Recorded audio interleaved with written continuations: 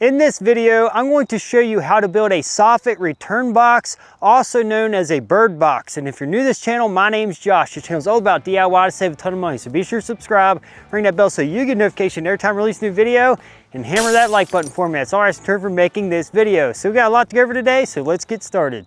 Here's where I'm going to be building the Soffit Return Box. And for those of you that do not know what this is for, the reason why you must build a box here in these corners is because your soffit and fascia is going to be running in this direction and you need a place to end it, and you also have soffit and fascia coming down the rake of the gable end. So when they intersect, you need a place for them to end. So because of that, the best way that I found that's very simple to do is just to build a Soffit Return Box, also known as a bird box. So we're going to get our measurement first from here to here. Then we're going to extend a board clear back into this direction in order to start the framing for the Soffit Return Box. A 2-foot board will be plenty here, and realistically we can run this board back as far as we want, but 24 inches is going to give me plenty of length to come back onto this wall for support.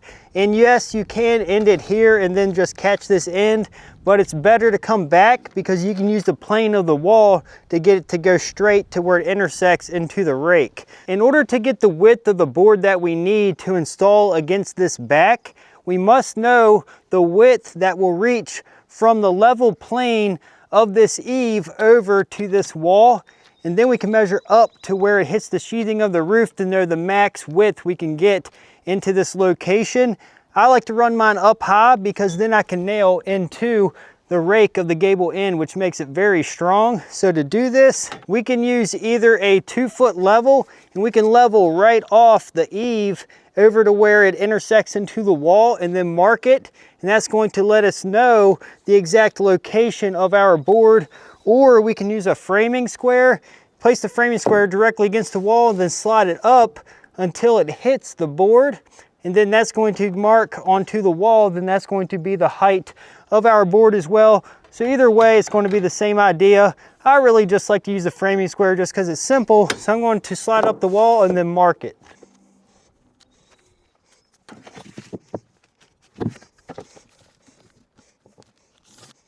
We now have a line to which the bottom of our board needs to be installed. Now that we know where the bottom of the board is to be installed, we can measure up to know the height in which we got to rip our board down to fit into this space.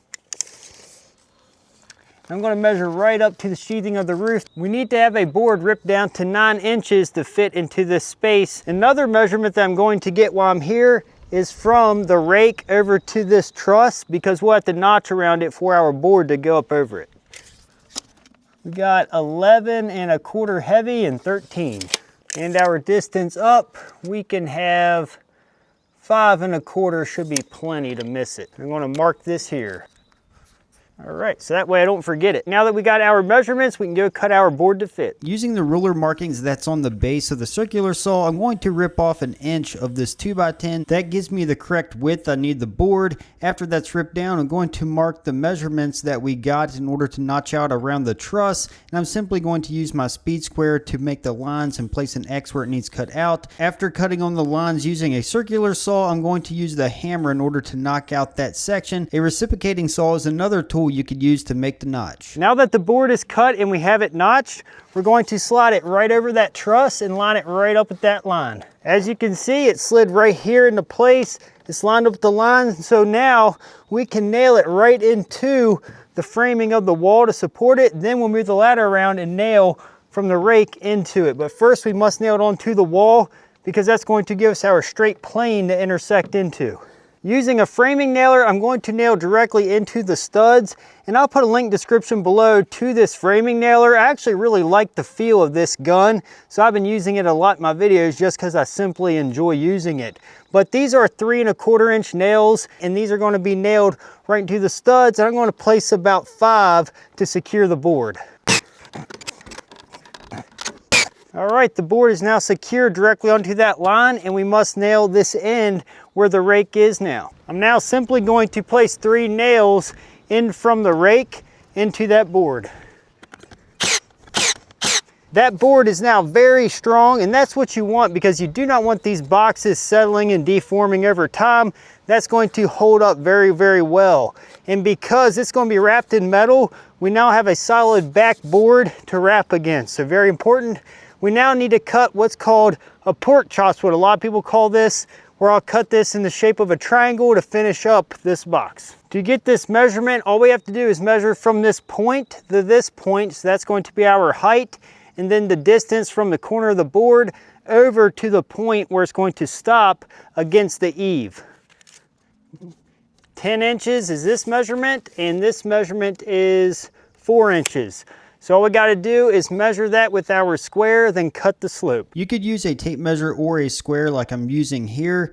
Using a square, you just place right on the edge of the board, mark the 10 inches, then the 4 in this case, then use the straight edge of the square in order to make a line from point to point, and that's going to be where we cut using our circular saw. Before installing the block, I recommend that you pre-drill where you are going to place nails or screws. That way you do not risk splitting the block in order to install it. With our pork chop pre-drilled with the nails already started, we're going to hold it up into place, line it up flush with the end of this board, and make sure we're flush here at the bottom. That looks really good. So we're going to drive our nails to secure it into place.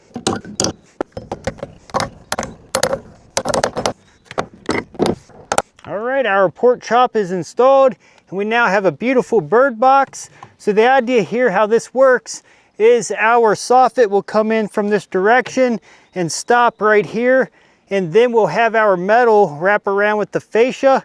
Then it's going to wrap clear around to this side of the box, and then our soffit will come down and intersect into that box, and our fascia will wrap right over that. So let me show you a finished version of what this is going to look like.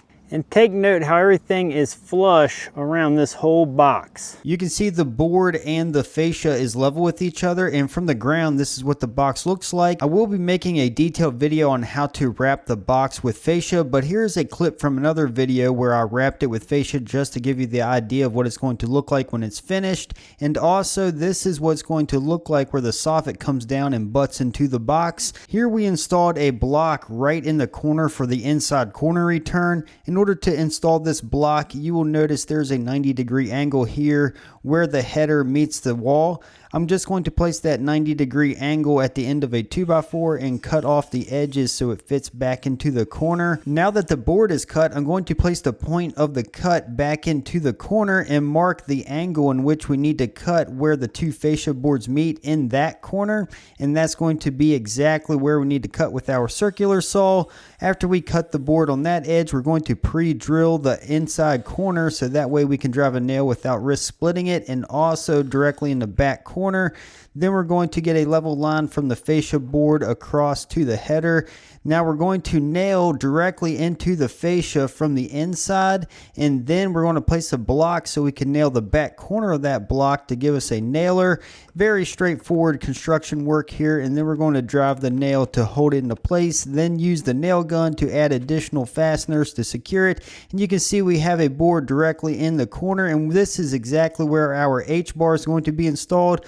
But I'm going to show you an option you can use instead of using H-bar. You can see we have two pieces of J-channel together to make the corner here in this finished space. So this is going to give you an idea what it's going to look like after it's finished. If you'd like to see how we are going to install the soffit and fascia going to that Soffit return box we just built, check out this video. It'll help you out.